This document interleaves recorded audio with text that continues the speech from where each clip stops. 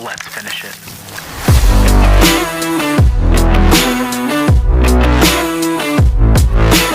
What is up, everybody? Welcome back to another edition of The Closing Pitch. My name is Spiker Helms, and this show is about people, culture, and how to create a winning lifestyle. Do me a favor, hit that subscribe button with your elbow or your forehead. That will help us out a lot with the show and pushing it forward. You can also write in the comment section of the YouTube video, or you can send us a review on Apple Podcasts if you like what you hear. If you don't like it, you can also write. We like that too. Yeah, I mean, hey, I got to know how to get better. I know. I mean, give us a 1-star review. Dave, your hat is terrible looking today. Take that thing off. You went backwards hat and then you switched I it up. know. Like, you're a little. I felt really like a 34-year-old doing this. Like, I don't know. You're almost in dad mode. Even though I honestly, God, I do rock the backwards hat like all the time at home. I know what I'm going to get you for Christmas. What's that? I'm going to get you the New Balance white shoes. No, dude, I'm not there yet. No. You and Hacker I won't rock that. You and Hacker can talk I shop. won't. I still like to be like somewhat fashionable with my Nikes, so. I mean, you always wear a polo. I try on my off days of not like wearing this stuff. You always wear teaching. your shorts. You just don't tuck your polo into your shorts. Sometimes. Well, sometimes you do. Sometimes. And then you're just missing the high tube socks. Honestly, then, it's whether or not I got a good belt on. I went to Thomas Rhett this past weekend. There you go. And I love Thomas Rhett. Okay. Saw him 3 years ago at Missouri State. Cool dude. Just awesome dude. Most country singers are. Yep. He comes out in a dad outfit. Cardinal shirt tucked into his jeans. Like, it was kind of cool because he's wearing a Cardinal shirt tucked into his jeans and had cowboy boots and just had a huge beard and everything. Just looked like a dad from like in the winter. But see, he's gotten to that point of success in his life that he can just do those things. He can do whatever he wants. It's like Justin Bieber. Justin Bieber could like just look like a scrub, and it doesn't matter. And everyone thinks he looks cool. It does not matter. I am not at that point, so I cannot go the New Balance route. Cannot do it. Guys, in this episode, I don't want you to take this the wrong way. And it's something that I've been thinking about for a long time, and it's not getting better. I think social media plays a huge factor in this. It's being victims. And the reason that I'm bringing this up is that people are struggling with knowing how to deal with bullies, knowing how to deal with adversity.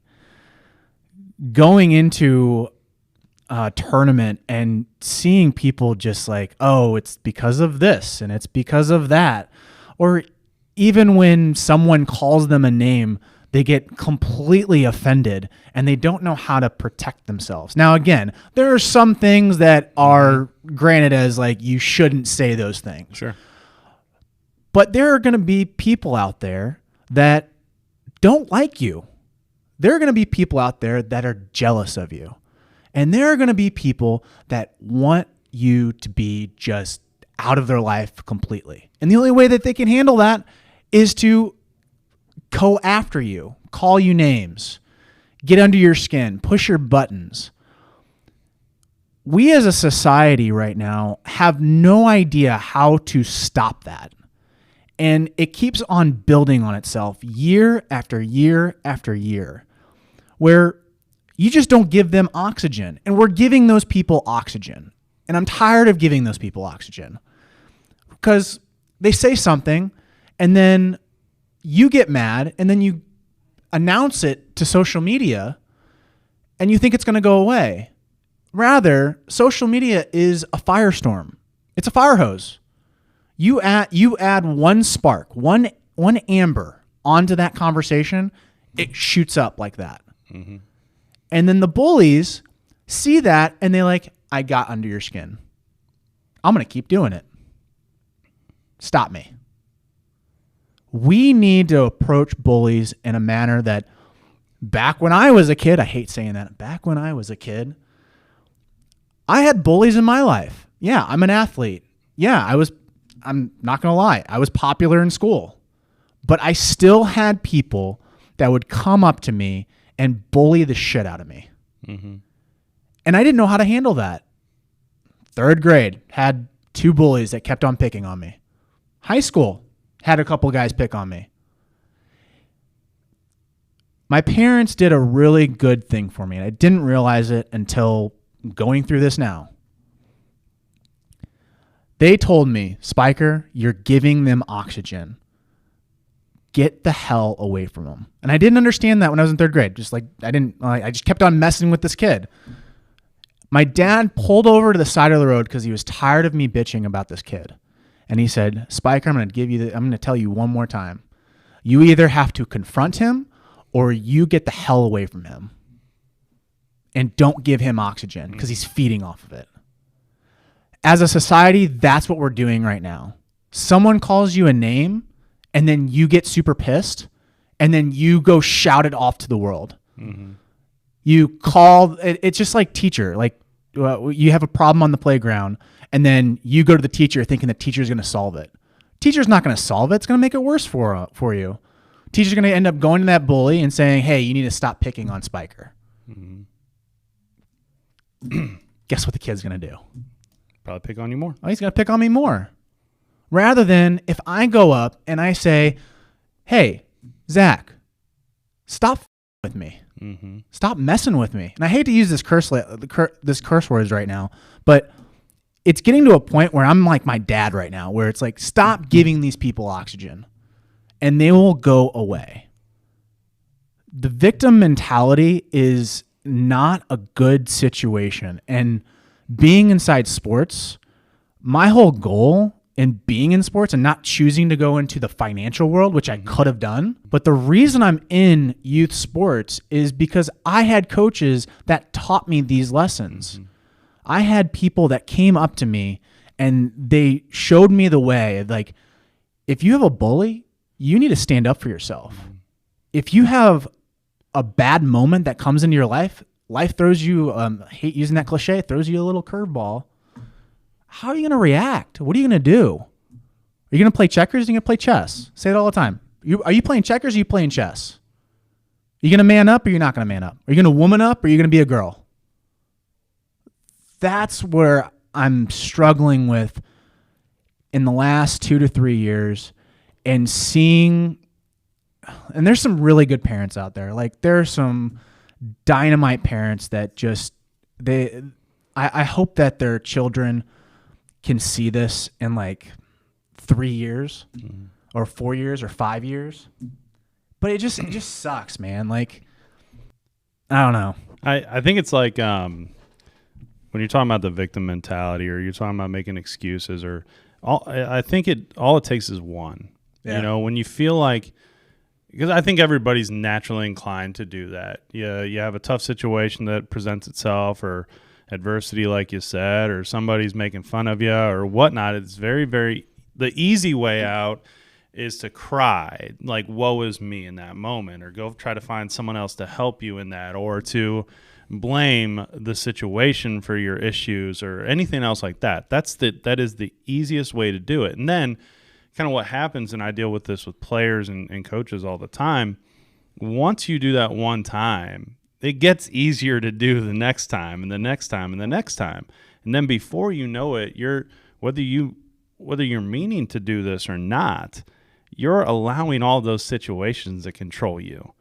And then it just, again, it's like, it's easy to blame everybody else on why you messed up. It's easy to run away from a tough situation that presents itself, or maybe an awkward conversation.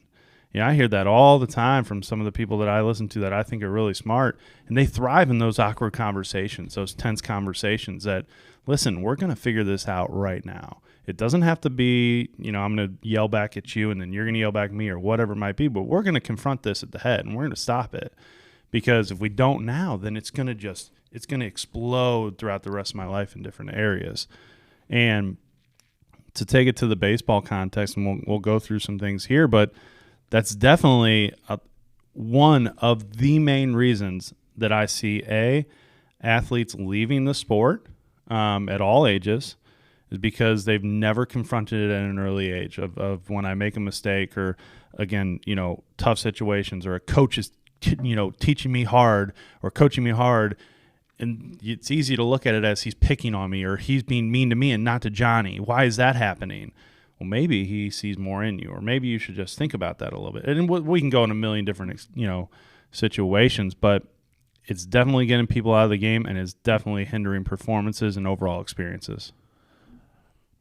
In today's age, anxiety is the big thing. Like that's the catchword right now. Oh, yeah. Which, guys, if you don't have anxiety, you're not excelling.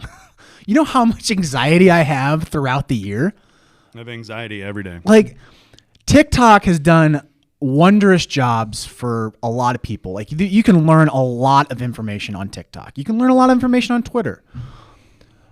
But you can also go down a rabbit hole of being in an echo chamber of, oh, this is why I have anxiety. Like, bro, if you don't have stress in your life and you're not getting tested, you're not moving forward. Mm-hmm. Unless you are a trust fund baby where you got money because your parents took that stress. They're the ones that took that anxiety. They're the ones that took that bared the cross. But even that, again, it goes back to what we were saying. So it doesn't matter. It doesn't matter if you're almost in the most comfortable spot in your entire life, whether it be financial freedom or you're the best player on your team or whatever it might be. I guarantee there's something right around the corner that's going to be tough for you, because that's just what life is. You almost can't hide from it. So again, whenever those situations occur, you almost have one of two choices. Yes, you're going to feel anxious. Yes, you're going to feel awkward. Yes, you're going to feel nervous.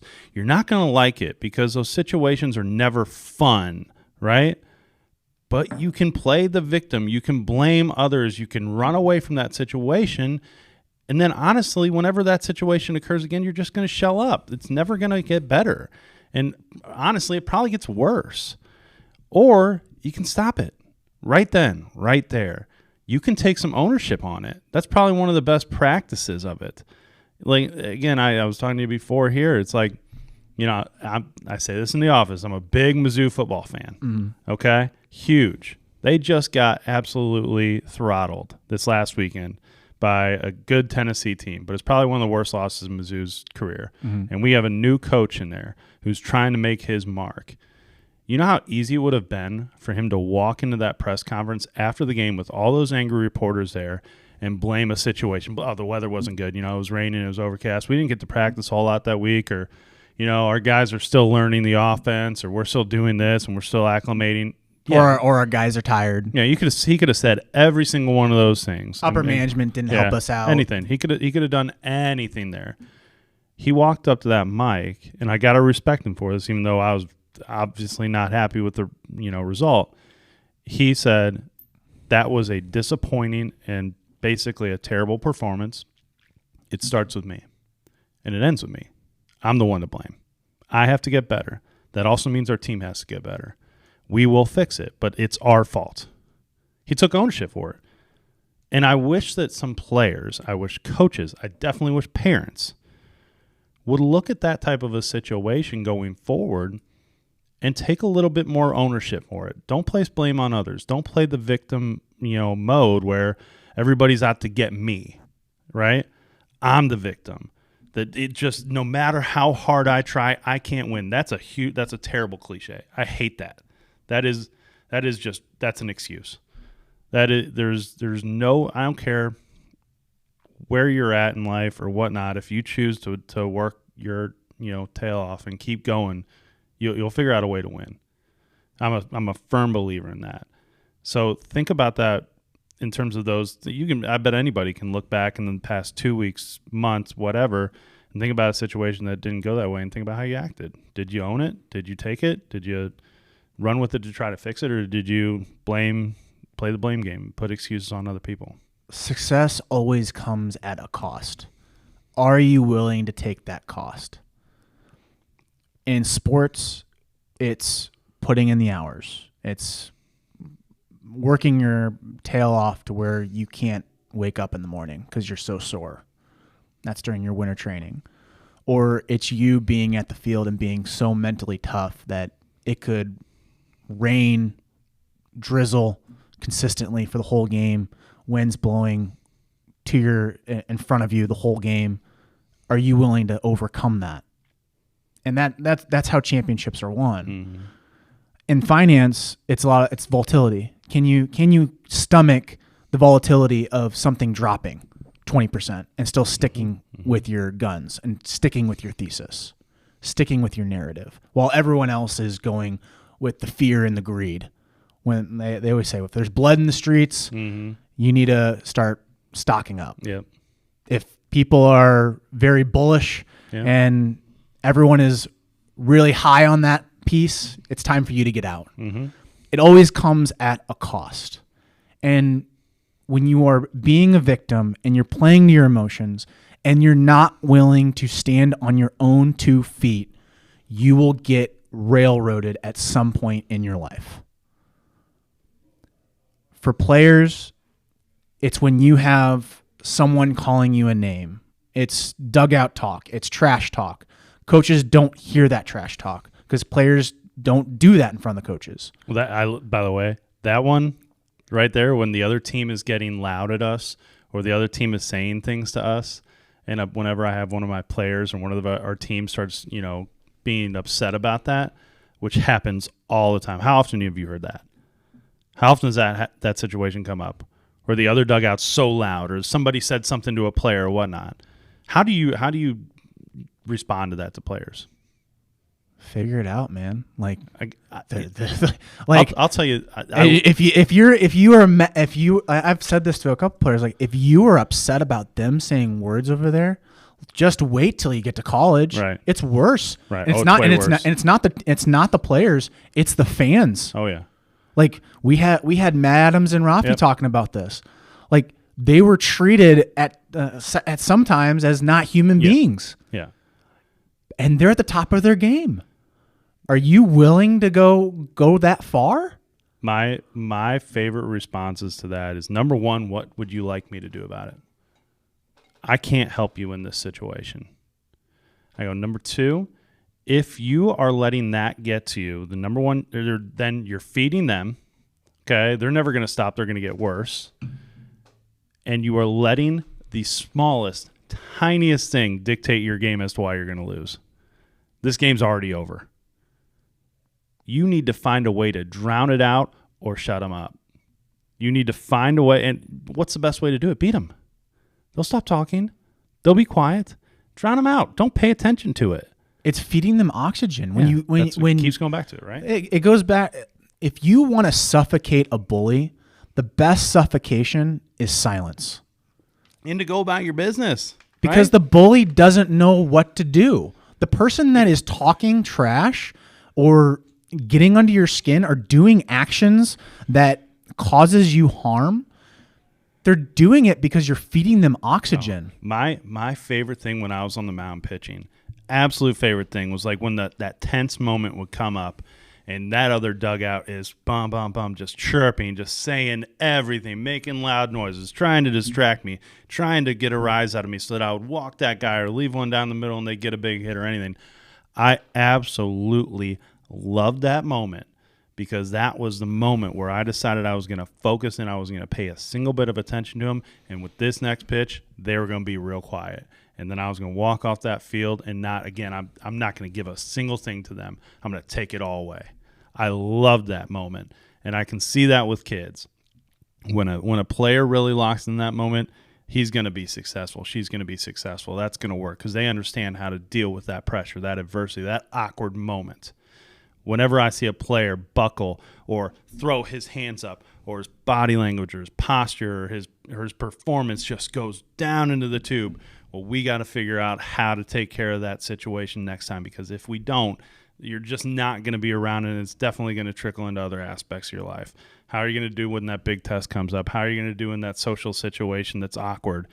It's all relative. It's all the same. If you look at the guys that have high emotions in the game, they don't last that long in MLB baseball. Jose Bautista, after that whole deal with him doing the bat flip, what happened after that? Yeah. His whole career declined. Yeah. Max Scherzer doesn't say a word, doesn't give any emotions. When the stakes are at its highest, he throws that ball, gets the out, and doesn't say a word. He just walks off the mound, gets back into the dugout, focuses in on his next pitch. The guys that struggle, that are not winners, they're the ones that show high emotion. Another great example, Tom Brady. Whenever there is a high-stakes situation and he knows that fans are down his throat, he does not show any emotions. That's why he's the GOAT. Right. That's why he's the greatest of all time. The guys that have the high emotions are not consistent winners. But I'll also tell you, I guarantee they learn that. It's a skill. It's a skill that you learn, right? For all you young players or young coaches or parents out there that are going through these types of things for the first time, like, I get it. Okay? I totally get it. We're not built with that. That's a skill. Okay? It's hard to face that stuff the first time. It's a hard conversation as a parent after watching your son or daughter fail. It's a hard time getting in that car and not trying to say, listen, it was everyone else's fault but yours. It's hard. You'll be all right. It's even. I think it's even harder. It's really hard. It's even harder when someone is making fun of your own kid. Sure, it's really hard. Calling them names, calling them bad words, pushing them. Sure, it's a hard deal. I don't. Again, I think I've prefaced this a million times. I don't have a kid. Okay, so I don't understand that. Okay, I feel like I had about 3,000 kids who have come through our program in a certain sense. And I can only tell you how I'd handle that situation, which we've talked about. But I get it. That's hard. Players, it's hard when everything's going against you. Coaches, it's hard when all of your players are blaming everything else and you don't know how to stop it. I totally get it. But if you don't stop it there, if you feed into that victimness, if you feed into that excuse making, if you feed into that blame game, or the running away side of things, or anything, or shying away from hard moments, you are doing them a disservice. Because I guarantee that situation will come up very soon again. And the more and more and more you allow that leash to get longer and longer and longer and longer, that's how much time it ultimately takes. If you might wake up as a 30-year-old one day and now you have to figure out, man, what have I been doing? I have to now figure out actually how to tackle these hard things, but I have no idea how to do it. I don't have the skills developed. And now what do I do? Or now my son, for the last 8 years of his youth baseball experiences, he's just been going from team to team to team to team to team to team to team, and he hasn't ever figured out why. It's everybody else's fault. Well, maybe it's not. Maybe it's his. There's a massive problem with team hopping, where a player doesn't like what you say or a parent doesn't like what you do and then just says, you know what, we're just going to go to another team. It's easy. It's super easy, but you're not learning the lesson. Life is always going to come back every single time. If you have not learned that lesson today, it's going to come back harder and faster, and you're going to have to learn that lesson then and now. Like, you have to learn it. That lesson's not going to go away. No. That situation's not going to, it's not going to go poof. Is it easier to address that when you're 16 or when you're 40? Right. Right. This is why I love finance, because there's a lot of human emotions involved with it. So technical analysis, which is charting, seeing price action, right? That is the representation of human emotion, where fear, greed, anxiety, everything is dictated on a chart. And one thing that technical analysis always tells you, when in doubt, zoom out. If you are stuck on a day-to-day price, day-to-day trader, and you see that price and it fluctuates by 20% or 8%, and you're like, oh my God, what am I going to do? Should I sell, buy? What do I do? I don't know. When in doubt, zoom out. What does the chart look like? It's the same exact thing when it comes down to a weekend tournament and you are playing and then you're not having the best weekend. Coach doesn't respond to you correctly. Players are in your face all the time. They're calling you names. You're just having a crappy weekend. parents are mad at you because you're not making the plays right, or they're supporting that victim side. When in doubt, zoom out. You have 8 weeks. You just had one bad weekend. We're still doing this thing. Now let's zoom out even more. You have a high school career. You have 3 more years, bro. 3 more years. That's all you got. That's still a long time. Then if you want to play college ball, you have another 4. You know what's kind of funny? It's always easier to look back from retroactively or retrospectively, I guess. Retrospective. Okay. Yeah. Like, when you're a senior in high school or an 8th grader, for example, as an 8th grade player, if I asked you about a tough situation that happened to you as a 3rd grader, you'd look at me and be like, whatever, that's nothing now, right? Who cares? Oh, but it seemed like it was the world. But at that moment, it was everything.